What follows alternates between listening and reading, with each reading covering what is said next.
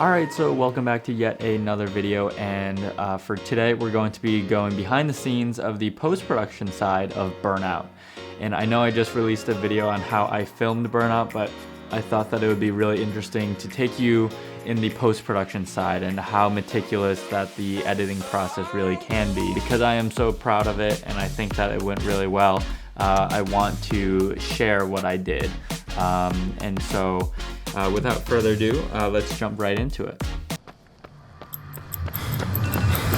So the initial 10 seconds when it just flashes different scenes of the film, that was the first idea in my head, because I knew that some of the themes in this short narrative was going to be, you know, the aspect of time, and I wanted the audience to feel rushed and kind of stressed out, and I really wanted a introduction that gained their attention.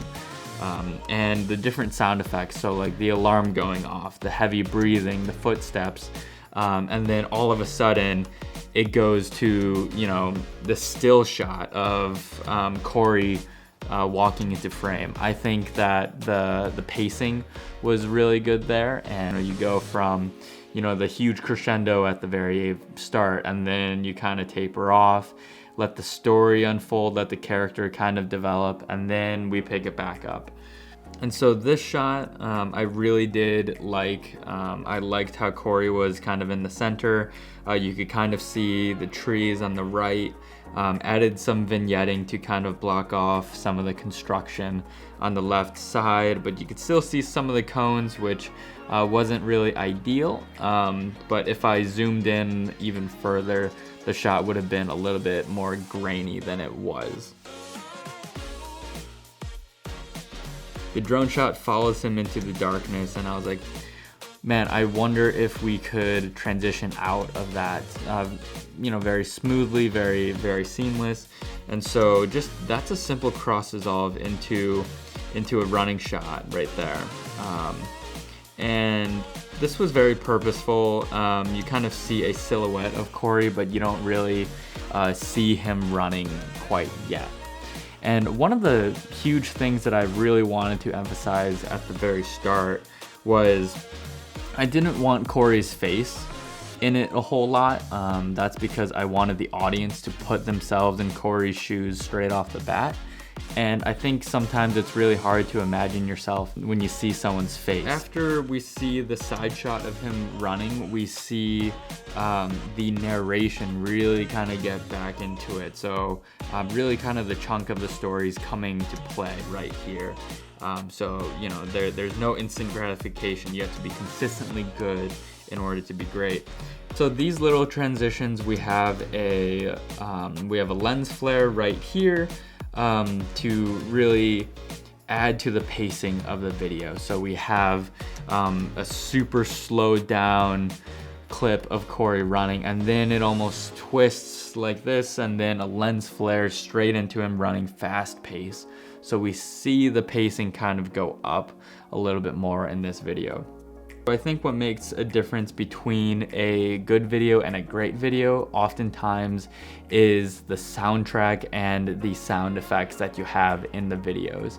And so this is when I get to talk to you about the sponsor of today's video, which is Uppbeat. Uppbeat is a super exciting new music platform for predominantly YouTubers, but anyone that really needs non-copyright music for their videos. And if you're anything like me, I very rarely use copyrighted music besides Instagram Reels.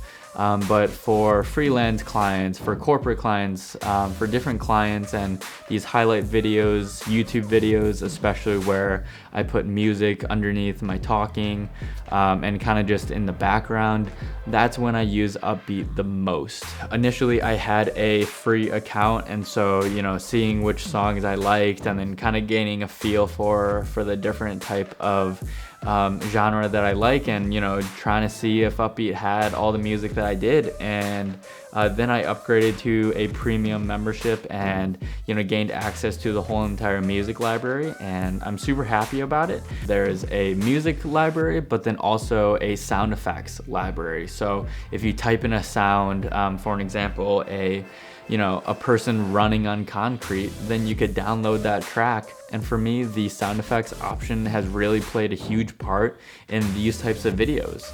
In these short narrative films, I really like to have sound effects and natural audio, and if I can't get it on that day, then, you know, having this sound effects library really helps empower my subjects in my videos, and also really helps the story come to life. I really do believe in it. I wouldn't be partnering with them if I didn't.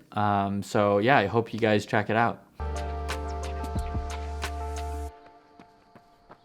Around the minute mark, this is kind of the end of part 1. Kind of get, you know, the idea of the video and the basic premise, and how, you know, in the running world, you know, there's no hacks, there's no instant gratification, and this is really kind of playing into the short form algorithm and, you know, social media nowadays, and, you know, there's no shortcuts, only hard work.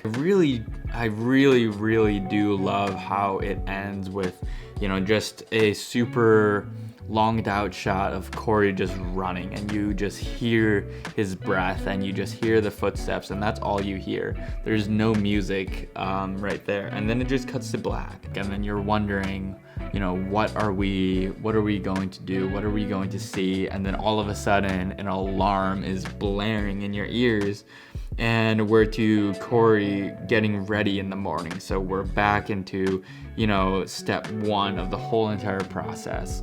And it's showing him kind of go throughout his morning. You know, we see his shoes, we see his laundry, and kind of what he does before the run. And you see, you know, 4:30 in the morning and him getting out and running. And then you just seeing the process over and over and over.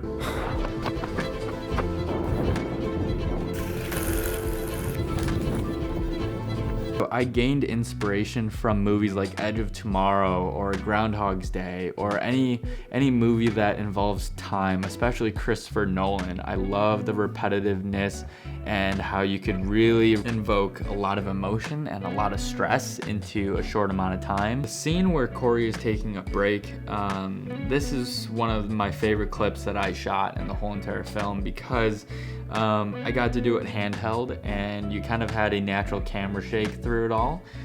Even when he's resting right here, you can kind of see the camera move a little bit. So, you know, I had that authentic camera shake that I think a lot of filmmakers right now are trying to recreate. So this shot right here of him coming out of the forest, this is one of my favorite clips as well, because I love how it's framed. I love how he's wearing a light green shirt, and that kind of blends in with the forest. But then we have these super vibrant yellow flowers at the top and bottom of the clip right here. So Corey walking on the bridge right here, and then we have the anamorphic lights beaming right behind him. That is one of my favorite things that I've filmed, and I think that it just looks so good. And the Sony FX3, the color that you get out of this camera is absolutely ridiculous, and all of the data that you get, you know, in post-production, and working with the coloring and working with the different curves, and it just looks so crisp as well. It's not really grainy at all if you keep on zooming in. And I think it just looks really great, and I think that it was a really good closing shot.